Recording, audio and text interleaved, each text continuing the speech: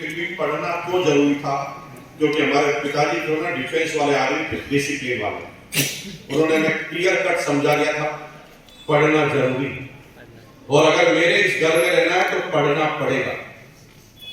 मेरे पिताजी से इतना डर लगता था मुझे, सारे भाई बहनों को, क्योंकि पिताजी क्रिकेट और फुटबॉल दोनों साथ साथ खेलते थे।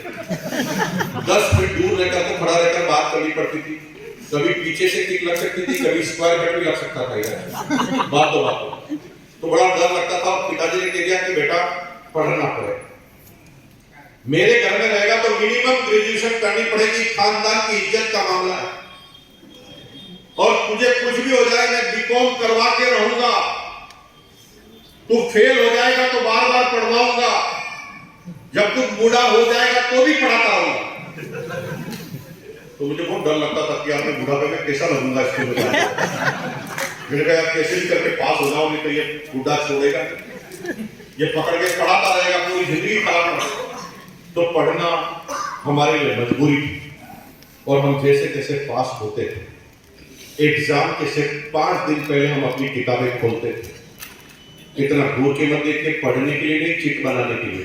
5 दिन में आपको भाग कर दो, 5 दिन में कुछ थोड़ी कर सकते हैं।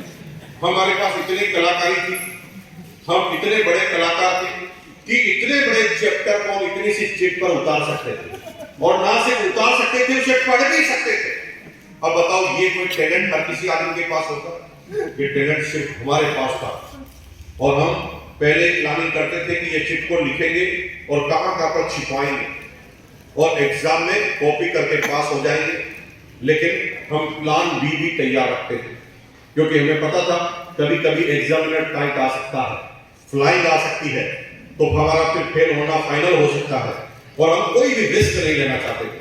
और जीवन में जिसने प्लान बी बनाया है ना, वो जीवन में कभी फेल हो नहीं सकता, जीवन में उसके संकट कभी आ नहीं सकते। तो हम प्लान बी तैयार रखते थे।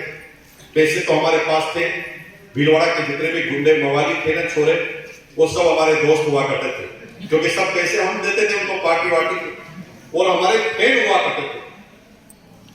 हम सारे बच्चों को जो भी होशियार थे उनको घर पर जाकर प्लान समझाते थे कि भैया एग्जाम के दिन तुम्हें कॉपी करवाना जरूरी है, या तो तुम जूते खाकर करवाओ या फिर पैसे लेके करवाओ।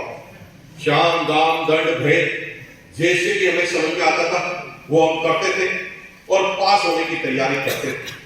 कॉपी करने में हम बचपन से ही माहिर खिलाड़ी हैं, बचपन से। मजे की बात है कि जिससे हम कॉपी करते थे उसके हमेशा 90 यानी 90 नंबर आते थे, और हमारे 95 आते थे।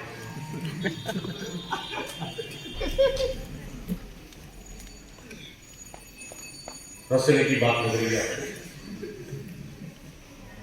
क्या बोला मैं? रिपीट द पॉइंट, क्या बोला?